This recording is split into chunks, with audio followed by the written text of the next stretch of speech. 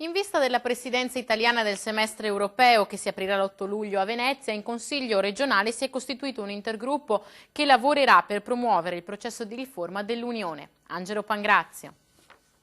Il Veneto per una nuova Europa, una seduta speciale del Consiglio regionale aperta a europarlamentari, movimenti e rappresentanti del governo e un documento per un semestre costituente da affidare al Premier Matteo Renzi l'8 luglio prossimo in occasione del primo vertice europeo della presidenza italiana dell'Unione in programma a Venezia. Queste le prime iniziative messe in cantiere dall'intergruppo consiliare insediato a Palazzo Ferrofini. Una grande opportunità anche per il Veneto e per noi veneti per portare avanti un ideale di Europa.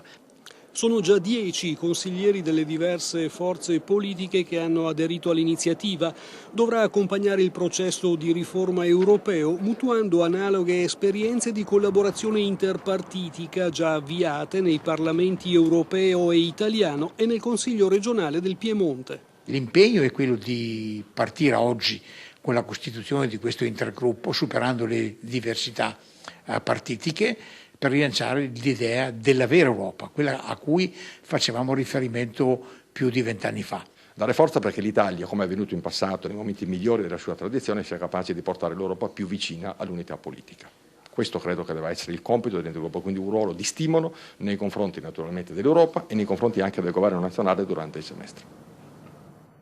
Oggi per la campagna a favore della sicurezza sul lavoro della nostra TGR parliamo dello SPISAL, uno degli organi che è deputato a controllare che sui